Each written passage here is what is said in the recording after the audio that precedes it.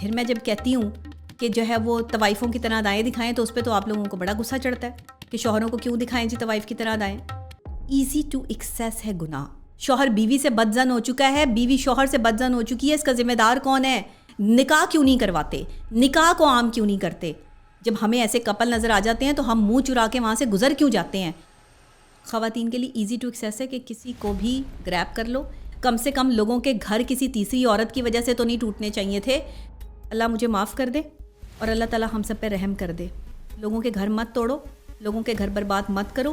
یہ گھر برباد ہو رہے ہیں ان عورتوں کی وجہ سے جو ادائیں دکھاتی ہیں غیر مردوں کو, جوان لڑکوں کو برباد کر رہی ہیں. شادی شدہ مردوں کا پیچھا چھوڑ دو, وہ دوسری عورت کو صرف اپنے عیاشی کے لیے لے کر آتا ہے, ورنہ مرد کی جرت نہیں ہے کہ کسی لڑکی کو ہاتھ لگا جائے. بیویوں کو چاہیے کہ اپنے شوہروں کو دیکھیں, ان کے حرکات و سکنات پہ نظر رکھیں, اور شوہروں کو بھی چاہیے کہ اپنی بیویوں کو جو ہے وہ وقت دیں. لیکن دیکھو شیر کی نظر سے حق بولتی ہوں, سچ بولتی ہوں, اور اسی پر میری زندگی کا خاتمہ ہوگا. یہ جو میاں بیوی کے ریلیشن جو ہے وہ آپ کے پاکستان میں ٹوٹ رہے ہیں, اس کا ذمہ دار کون ہے؟ شوہر بیوی سے بدزن ہو چکا ہے, بیوی شوہر سے بدزن ہو چکی ہے, اس کا ذمہ دار کون ہے؟ بیویاں جوان لڑکوں کے ساتھ تعلق رکھے ہوئے ہیں اور شوہر جو ہے وہ جوان لڑکیوں کے ساتھ تعلق رکھے ہوئے ہیں. یہ ایزی ٹو ایکسیس, اس کا ذمہ دار کون ہے آپ کے معاشرے میں؟ اس کے ذمہ دار کیا وہ ڈاکٹرز ہیں جنہوں نے نفسیات پڑھ لی ہے کہ وہ ان کا علاج کرتے رہیں؟ ہم کتنوں کا علاج کریں گے؟ ہم کتنوں کو ٹھیک کریں گے؟ ہم معاشرے کو ٹھیک کیوں نہیں کرتے؟ ہم آگے بڑھ کر اس بے روی کو روکنے کی اور اس بے حیائی کو روکنے کی کوشش کیوں نہیں کرتے؟ ہم مرد پہ قدغن کیوں نہیں لگاتے کہ وہ غلط عورت کے ساتھ نہیں جا سکتا؟ ہم اس کا کوئی قانون پاس کیوں نہیں کرتے کہ زنا نہیں ہوگا اس ملک میں؟ کوئی بندہ بھی جو ہے وہ بغیر شادی کے جو ہے وہ ایک دوسرے کے ساتھ نہیں رہ سکتا. نکاح کیوں نہیں کرواتے؟ نکاح کو عام کیوں نہیں کرتے؟ جب ہمیں ایسے کپل نظر آ جاتے ہیں تو ہم منہ چرا کے وہاں سے گزر کیوں جاتے ہیں؟ ہم ان کو پکڑ کے جو ہے ان کے والدین کے پاس کیوں نہیں لے کے جاتے؟ ان کے نکاح کیوں نہیں کروا رہے؟ ہم تو خود یہاں پہ بے حیائی کا باعث بن رہے ہیں. یقین کریں میرا خون کھولتا ہے یہ سب چیزیں دیکھ کے. میرے ساتھ اٹھنے بیٹھنے والے مجھے کہتے ہیں ڈاکٹر صاحب بس کر جائیں, معاف کر دیں ہمیں. ہم آپ کی سوچ تک نہیں پہنچ سکتے کہ آپ کیا سوچتی ہیں. آپ اگر یہاں اس کیفے میں بیٹھ کر جو ہے وہ چائے پی رہی ہیں, آپ کو ہم اچھی چائے پلانے کے لیے لے کر آئے ہیں, مگر میں وہاں کسی اور کام کے لیے گئی ہوتی ہوں. میرا مقصد کچھ اور ہوتا ہے. جو لوگ مجھے کیفے میں ملتے ہیں, میرے ساتھ تصویریں اترواتے ہیں, میرا مقصد وہاں پر بیٹھ کر جو ہے وہ کوئی وہاں کی گانے سننا یا وہاں کے جو ہے وہ ارد گرد کے ماحول کے نظارے لینا نہیں ہوتا, بلکہ وہ ثبوت اکٹھے کرنا ہوتا ہے جو وہاں پر عیاشیاں ہو رہی ہیں, جو وہاں پہ سریعام جو ہے وہ یہ معاملات ہو رہے ہیں.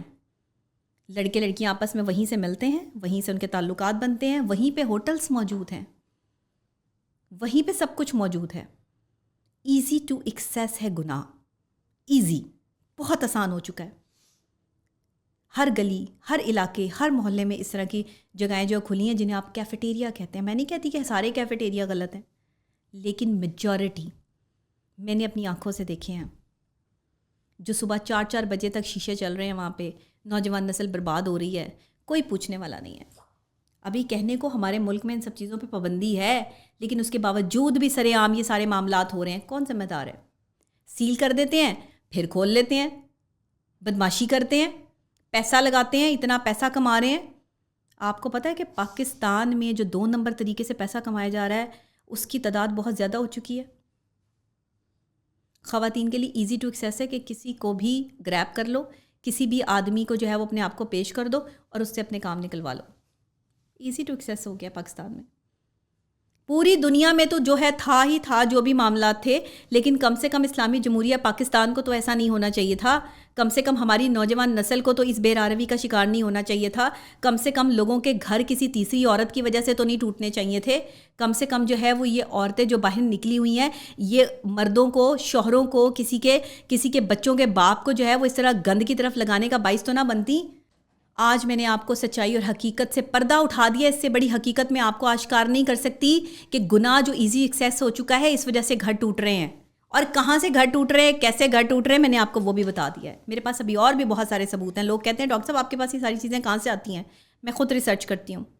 میں آپ کو کسی سڑک پہ بھی مل سکتی ہوں, میں آپ کو کسی شاپنگ مال میں بھی مل سکتی ہوں, میں آپ کو کسی کیفیٹیریا میں بھی مل سکتی ہوں, میں آپ کو کسی ایسی جگہ بھی مل سکتی ہوں جہاں آپ مجھے دیکھ کر یہ سمجھیں کہ ڈاکٹر نبیہہ یہاں کیا کر رہی ہے. یہ میری ریسرچ کے حصے ہیں. میں جب تک کوئی چیز اکٹھی نہ کروں میں اس کے بارے میں بات نہیں کرتی. مجھے تکلیف ہے اور مجھے اذیت ہے. ابھی تو میں کالج یونیورسٹیز تک نہیں پہنچی.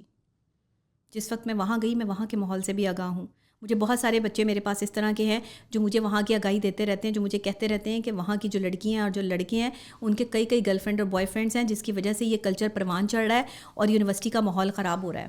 میرے پاس ایسی یونیورسٹیز بھی موجود ہیں مگر میں نام نہیں لینا چاہتی۔ کیا ایڈمنسٹریشن ہے، کیا کام کر رہے ہیں ہم۔ پھر میں جب کہتی ہوں کہ جو ہے وہ طوائفوں کی طرح ادائیں دکھائیں تو اس پہ تو آپ لوگوں کو بڑا غصہ چڑھتا ہے کہ شوہروں کو کیوں دکھائیں جی طوائف کی طرح ادائیں۔ تو جو باہر جو آپ کی بہن بیٹیاں جو ہیں وہ طوائفوں کی طرح ادائیں دکھاتی پھر رہی ہیں، یہ صحیح ہے؟ چند لڑکیاں عزت دار رہ گئی ہیں اس ملک میں، چند لڑکیاں جن کی نگاہ میں حیا ہے۔ اللہ مجھے معاف کر دے اور اللہ تعالیٰ ہم سب پہ رحم کر دے۔ لوگوں کے گھر مت توڑو، لوگوں کے گھر برباد مت کرو۔ یہ گھر برباد ہو رہے ہیں ان عورتوں کی وجہ سے جو ادائیں دکھاتی ہیں، غیر مردوں کو، جوان لڑکوں کو برباد کر رہی ہیں، ان کو شادی سے پہلے ہی جو ہے وہ اس قابل نہیں چھوڑتی کہ وہ بعد میں کسی شادی کے قابل رہیں۔ اپنے آپ کو بچاؤ، اپنے آپ کو سیف کرو۔ لوگوں کے گھر شادی شدہ مردوں کا پیچھا چھوڑ دو، ذہنی مریضہ بن جاؤ گی اور بن چکی ہو۔ یہ ذہنی مرض میں مبتلا عورتیں جو ہیں نا، یہ جو ہم پروڈیوس کر رہے ہیں، یہ اسی طرح محبت میں ٹھکرائی ہوئی عورتیں ہیں جن کو مرد ٹیشو پیپر کی طرح استعمال کر کے چھوڑ دیتا ہے، کیونکہ دوسری عورت کی وقت کوئی نہیں ہے۔ مرد کی زندگی میں دوسری عورت کچھ نہیں ہے، وہ دوسری عورت کو صرف اپنے عیاشی کے لیے لے کر آتا ہے۔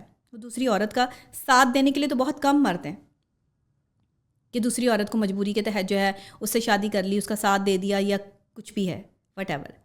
اگر شادی کر بھی لیتے ہیں تو شادی کے بعد بھی دوسری جگہوں پہ منہ مارتے ہیں، کیونکہ لڑکیوں نے اپنے تک رسائی دے دی ہے لڑکوں کو، ورنہ مرد کی جرت نہیں ہے کہ کسی لڑکی کو ہاتھ لگا جائے۔ یہ لڑکی پہ ڈیپینڈ کرتا ہے کہ وہ کس طرح دعوت گناہ دے رہی ہے۔ اپنی بیٹیوں کو سنبھالیں، اپنی بیٹیوں کے موبائل فون چیک کریں، اپنی بیٹیوں کے معاملات کو چیک کریں، آپ کو پتہ لگے گا۔ یہ ذہنی مریضہ ایسے نہیں بنتی ہیں جو چیختی چلاتی ہیں، گھر میں چیزیں توڑتی ہیں، اس کے پیچھے پوری کہانیاں ہیں۔